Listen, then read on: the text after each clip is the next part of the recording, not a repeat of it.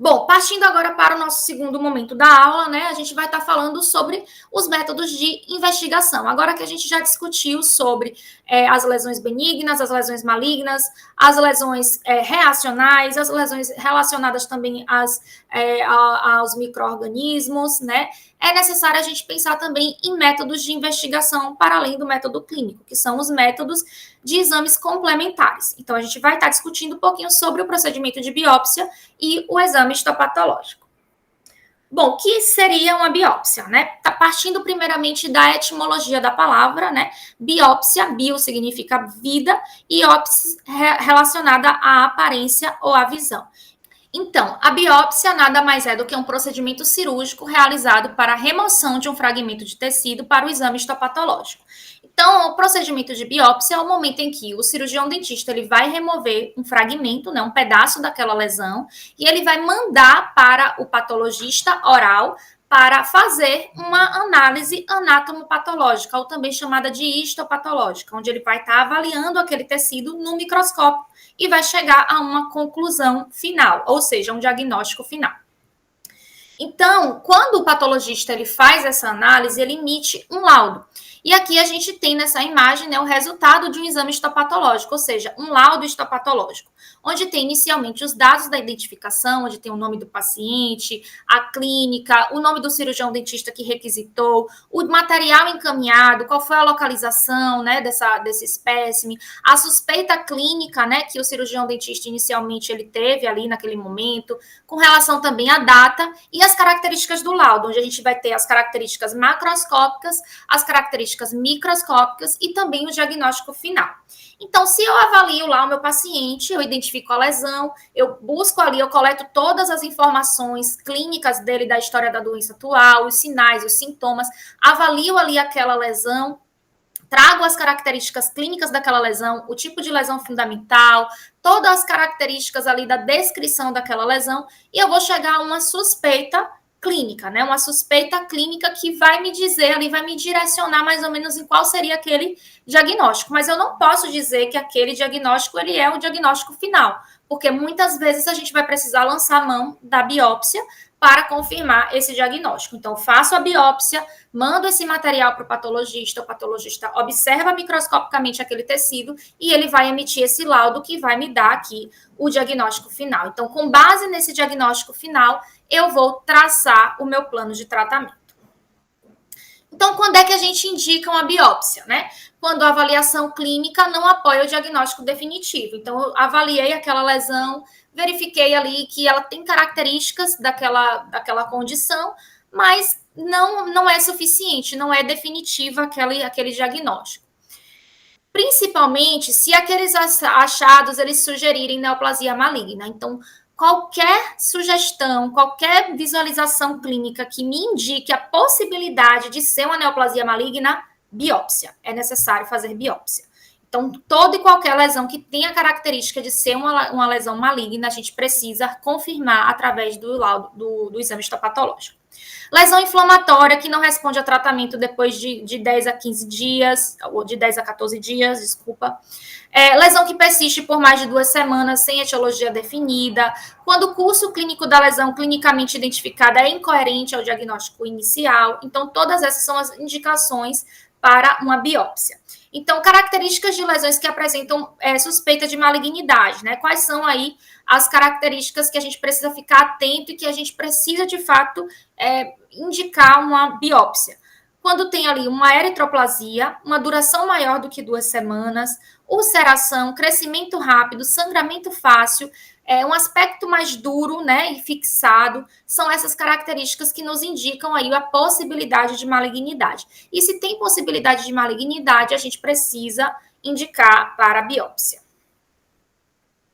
Então, é necessário a gente fazer, né, primeiramente, coletar, né, todas as informações do paciente, né, os dados clínicos do paciente a partir do exame clínico, isso tudo na ficha do paciente, e muito importante é a gente descrever muito bem a lesão. Por isso a importância de saber qual é o tipo de lesão fundamental, né, saber como descrever essa lesão muito bem, para a gente chegar em uma hipótese diagnóstica.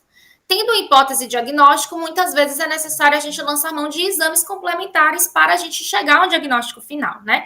Então, o que são os exames complementares? Os exames complementares, eles podem ser exames de imagem, exames laboratoriais, mas no caso das lesões orais, o principal exame complementar que a gente tem é o exame histopatológico, que é justamente feito através da biópsia. A gente faz a biópsia, remove aquele fragmento, encaminha para o laboratório e o laboratório anatomopatológico vai gerar aí esse laudo anatomopatológico ou histopatológico que vai estar ali dando aquele diagnóstico definitivo. Aqui a gente tem algumas lesões, né? A gente tem aqui o torus palatino e a gente tem uma candidíase atrófica crônica. São lesões que não são necessárias biópsias. Por quê? Porque a gente já viu que o torus palatino, na verdade, é uma alteração de normalidade, não chega nem a ser de fato uma lesão. E que não necessariamente precisa de um tratamento específico, a não ser que tenha ali uma indicação protética, uma indicação ali de ulceração, se essa lesão está sendo ulcerada, está incomodando o paciente. Então, não existe necessidade de fazer uma biópsia de um tórus, por exemplo, porque eu sei que aquilo ali é um tórus, eu tenho ali uma definição do que é um tórus e eu sei que o tórus é uma alteração de normalidade. A candidíase é uma lesão fúngica, né? Então, eu sei que tem todas as características da candidíase e eu sei qual é o tratamento para a candidíase. Então, não preciso fazer biópsia de candidíase, porque eu sei qual é o tipo de tratamento, qual é a conduta que eu devo ter a partir aí dessas características clínicas. Então, algumas lesões, as próprias características clínicas e a própria coleta das informações a partir da anamnese, do exame físico, é possível a gente chegar no diagnóstico sem necessariamente a gente indicar uma biópsia. A mesma coisa aqui, uma candidíase pseudomembranosa. Eu posso, inclusive, passar uma espátula de madeira aí, né, nessa região, e eu vou ver que vai raspar, eu vou conseguir raspar essas lesões, que é muito comum aí na candidíase pseudomembranosa. Então, não é necessário fazer biópsia nesse tipo de lesão. Língua geográfica, também uma alteração de normalidade. Aqui a gente tem também a língua edentada. São alterações de normalidade. Não é necessário a gente entrar com biópsia nesses casos, porque apenas o clínico é suficiente para a gente chegar a um diagnóstico final. E quais seriam as contraindicações para a biópsia, né? No geral, paciente que possui comorbidade não compensada. Então, paciente hipertenso, diabético, cardiopata, anêmico, hemofílico, que não tem nenhum tipo de compensação, a gente não pode indicar biópsia, porque é um procedimento cirúrgico. Então, assim como qualquer outro procedimento cirúrgico, é necessário a gente estabilizar esse paciente, né, ele ser compensado aí de todas as comorbidades para que ele possa ser submetido a um procedimento cirúrgico. E com relação ao tipo de biópsia incisional, não é indicado para os casos de hemangioma e de melanoma. O tipo de biópsia incisional é quando a gente remove apenas um fragmento daquela lesão e não a lesão como um todo. Então, para os casos de melanoma e os casos de hemangioma, a gente não pode indicar esse tipo de biópsia, que é a biópsia incisional. E aí a gente tem, né, principalmente esses três tipos de biópsia. A biópsia incisional, que, como eu falei, é quando a gente tira um pedaço da lesão e não a lesão como um todo. A biópsia excisional, que é quando a gente tira a lesão toda. E a gente tem também a biópsia por punção aspirativa.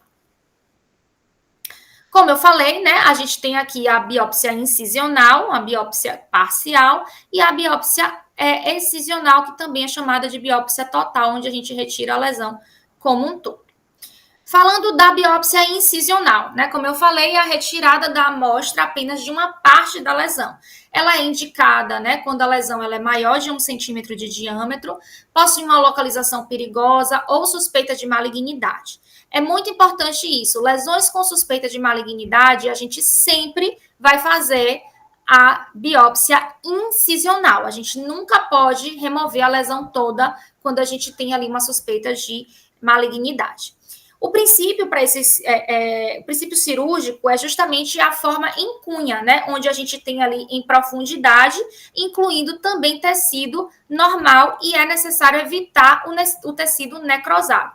Então, vejam que aqui eu tenho esse formato aqui de cunha, né? Em que eu devo preferir muito mais a questão da profundidade dessa cunha do que a questão lateral, né? A questão expansiva dessa cunha.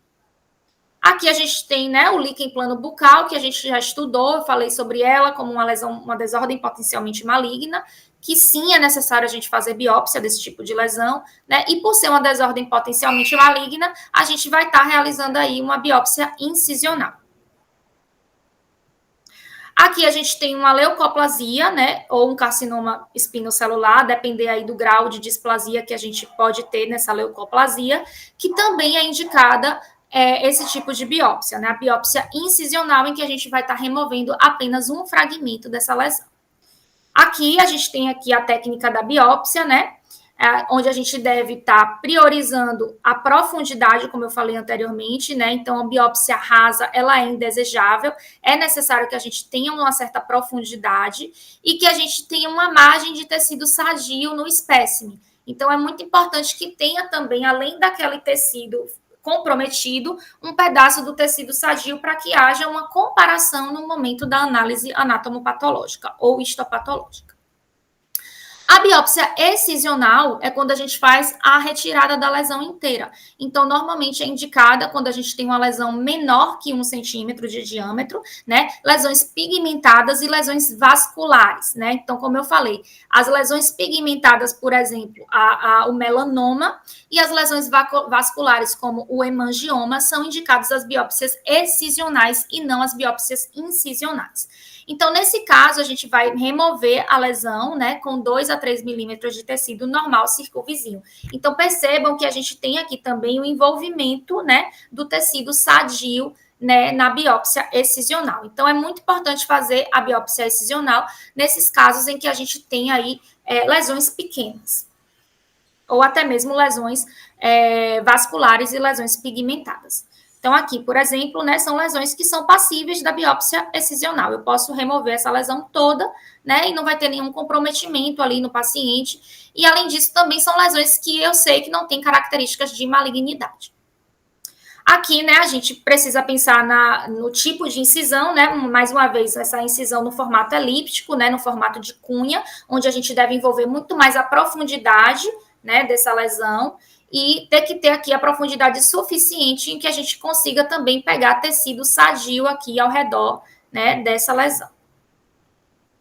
Então, aqui a gente tem, né, a borda lateral com profundidade adequada, né, então vejam aqui no formato de cunha, nesse formato elíptico, né, aqui numa visão mais lateralizada, que é uma visão de cima, né, e que a gente consegue visualizar aqui esse formato elíptico, e aqui uma visão, né, do formato de cunha. Aqui a gente tem bordas laterais e profundidades comprometidas. Então, vejam que aqui eu não consigo pegar um espaço, né, do tecido sadio, e aqui também não.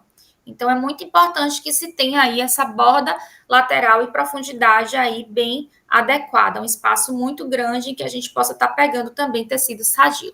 Aqui exemplos, né, de lesões que a gente pode estar fazendo biópsia excisional, o fibroma, né, que é bem característico, a gente olha para essa lesão, a gente já tem ali uma hipótese de diagnóstico, a gente pode fazer uma biópsia excisional, inclusive o procedimento de biópsia já é o tratamento da lesão, né, então à medida que eu removo essa lesão para o exame histopatológico, eu também já estou tratando essa lesão, né, já vai ser o tratamento, a própria retirada cirúrgica já é o próprio tratamento. Mas quando a gente tem uma lesão maligna, né, é muito importante que a gente pense que a lesão maligna, a suspeita de malignidade, eu preciso fazer uma biópsia incisional, ou seja, eu vou tirar um pedaço, porque confirmando ali que é realmente uma lesão maligna, o tratamento ele vai se dar de uma outra maneira, né, que pode ser cirúrgico, pode ser quimioterápico, radioterápico, ou combinada aí essas modalidades de tratamento. E com relação aos princípios, né, da biópsia, qual é o princípio, como é que a gente faz aí esse procedimento? Primeiramente, anestesia, né, do local, anestesia infiltrativa do local, imobilização do tecido, o campo operatório ele deve estar limpo, a gente vem para a fase de incisão, né, com a lâmina de bisturi, naquele formato de cunha, naquele formato elíptico, manuseio do tecido, identificando as margens ali da cirurgia. Posteriormente, a gente tem que ter um cuidado com essa amostra ela deve ser colocada em um vaso com a solução de formol a 10%, né? Então, o espécime ele deve ir para o formol a 10%, deve ser armazenado com a identificação do paciente na própria tampa, né, da tampa não. É ideal que seja no próprio vaso mesmo, porque a tampa pode ser trocada, né, então colocar a identificação do paciente no próprio vasinho do formol, né, e encaminhar, né, para o laboratório, né. Após, né, esse manuseio com tecido, fazer a sutura da ferida cirúrgica, identificar aí no recipiente, né, o paciente e levar para o anatomopatológico, para o laboratório anatomopatológico, juntamente com a ficha de biópsia. E essa ficha de biópsia, ela deve ter aí algumas informações, né? Quais informações são essas? A identificação do paciente, a história da lesão é muito importante, né? Tudo que foi coletado lá na parte da anamnese deve inserir aí nessa ficha da biópsia, as características clínicas da lesão, e aí vem a parte de lesões fundamentais, a parte de descrição dessa lesão, deve estar tudo muito bem descrito lá na ficha de biópsia, né? Natureza do tratamento, né? Falar que a lesão ela está ali dentro de um vasinho com a solução de formol a 10%, e indicar também a hipótese diagnóstica, né? Qual foi a hipótese que foi dada lá no momento da avaliação clínica, identificação do cirurgião e também a data que foi enviado o espécime. Aqui a gente tem, né, um protocolo de biópsia dentro da clínica odontológica, né? O primeiro passo, o preenchimento do prontuário, né, que seria aí os dados pessoais, anamnese, exame clínico, determinação do tipo de biópsia, se ela vai ser incisional ou excisional, a escolha do material cirúrgico adequado, seleção da área representada como tecido sadio próximo, então é necessário a gente selecionar qual vai ser a área que vai ser biopsiada, realização da técnica operatória, condicionamento do material coletado no recipiente de formol a 10%, recomendações pós-operatórias para o paciente, envio do material biológico para o laboratório, análise do resultado histopatológico e controle clínico e plano de tratamento. Então, quando esse resultado histopatológico volta para a mão do cirurgião dentista, ele pode traçar aí um plano de tratamento ou encaminhar esse paciente a depender, né, do que deu aí de resultado desse exame histopatológico. Aqui a gente tem o resultado, né, do exame histopatológico, mais uma vez, a gente tem a parte da microscopia, né, a descrição microscópica daquele espécime, a descrição macroscópica daquele espécime, a descrição microscópica daquele espécime, né, na segunda parte, por fim, o diagnóstico e as considerações, né, então a gente tem o diagnóstico final aqui, quelite actínica. Percebam que aqui na suspeita clínica, né, o cirurgião dentista que avaliou inicialmente esse paciente, ele deu essa suspeita de quelite, né, mas aí ele precisava fazer, por quê? Porque a quelite actínica é uma lesão potencialmente maligna, então era necessário fazer biópsia para avaliar o grau de displasia, né?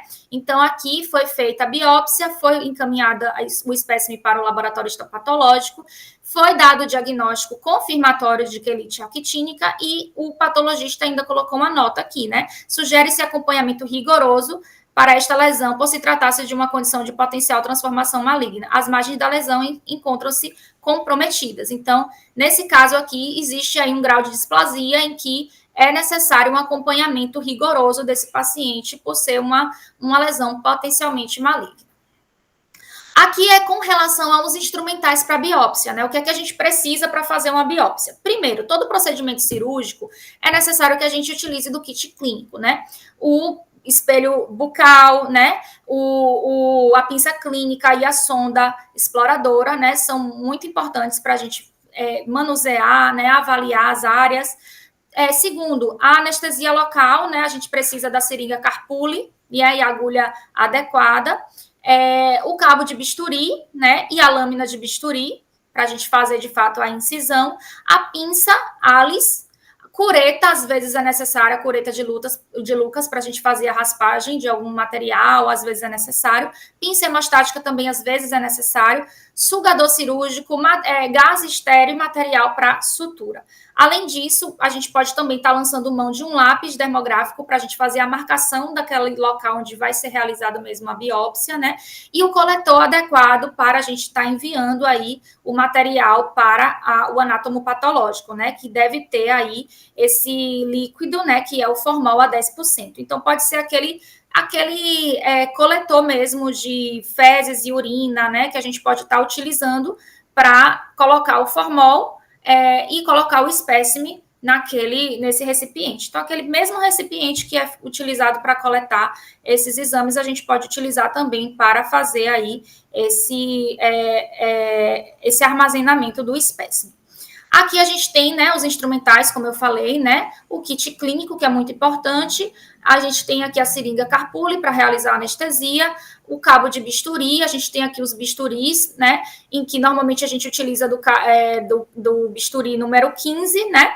A gente tem aqui a pinça de Alice, a gente tem também a cureta, que às vezes é necessário, pinça hemostática e o kit de sutura, né, para a gente realizar a sutura após a cirurgia. Além disso, é muito importante a gente falar que a biópsia se trata de um procedimento cirúrgico, então a gente precisa de um campo operatório que esteja estéreo, né? Então, tudo deve ser estéreo. A luva deve ser luva estéreo, a gaze deve ser estéreo, o sugador ele deve ser cirúrgico e o paciente ele deve estar também utilizando o campo cirúrgico estéreo. Além da biópsia incisional e excisional, a gente tem também a biópsia por punção aspirativa, que é indicado para algumas lesões em que a gente tem existência de fluido ou até mesmo lesões intraósseas que a gente pode estar realizando antes de fazer, de fato, a cirurgia. Normalmente é utilizada uma seringa de 5 ou 10 ml e uma agulha de calibre 18. Então, basicamente, essa punção ela é feita aí justamente para a gente poder sugar aquele líquido, né, e avaliar o que é que tem naquele líquido, né, e chegar a um diagnóstico. É um tipo também de método de investigação, né, o que a gente chama de punção aspirativa. Aqui a gente tem um relato de caso, né, onde a gente tem um paciente do sexo feminino, 46 anos, leucoderma, que compareceu ao serviço ambulatorial do Hospital da Face da cidade de Recife, queixando-se de um caroço na bochecha dentro da boca. Ao exame físico, constatou que o paciente apresentava ali uma lesão em forma de nódulo, vejam aqui a lesão fundamental, nódulo, de base céssio, coloração normal da mucosa, superfície plana, assintomática, localizada na mucosa jugal, medindo aproximadamente 5 centímetros de diâmetro. Percebam que aqui eu estou fazendo toda uma descrição dessa lesão que vai me possibilitar a chegar ali em uma suspeita diagnóstica. E aí a suspeita diagnóstica foi hiperplasia fibrosa, ou também chamada de fibroma. Foi o diagnóstico clínico provável, né, a suspeita diagnóstica. Aqui a gente tem a característica clínica, né, da lesão. E aí foi planejado o quê? Uma biópsia excisional. Por que uma biópsia excisional? Porque eu tenho uma lesão que ela é claramente uma lesão benigna, né, que tem todas as características de uma lesão benigna. É uma lesão que é passível de uma biópsia excisional, porque não vai comprometer as estruturas anatômicas do paciente, uma lesão relativamente pequena, em que é possível fazer uma biópsia excisional.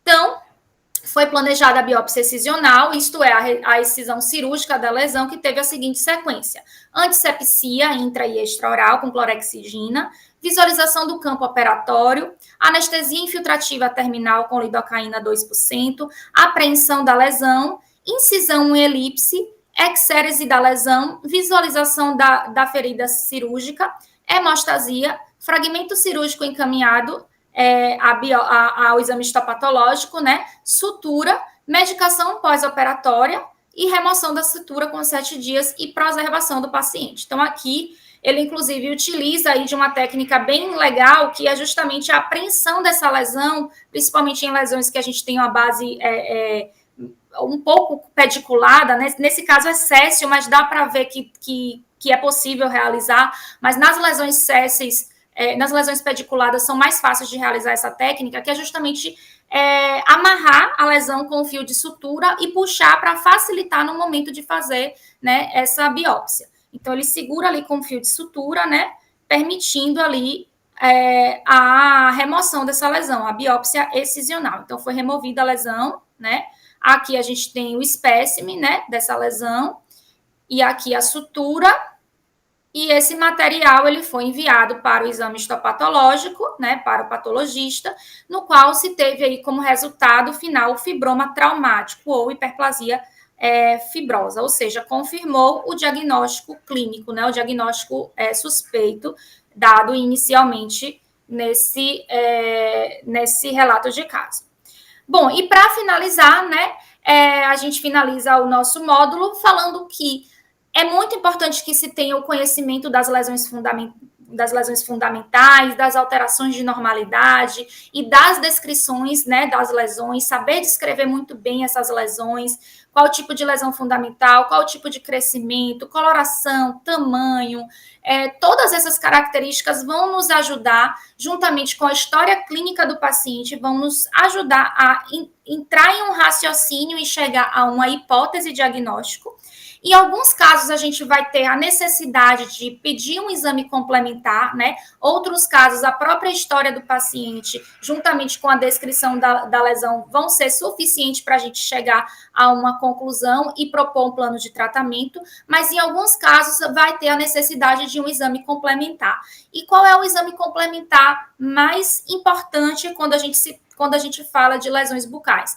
A biópsia, né? É o padrão ouro que a gente tem. Então, a realização da biópsia e o envio desse espécime retirado na biópsia para o exame histopatológico confirmam aí esse diagnóstico e vão estar aí direcionando para que o profissional ele possa traçar um plano de tratamento.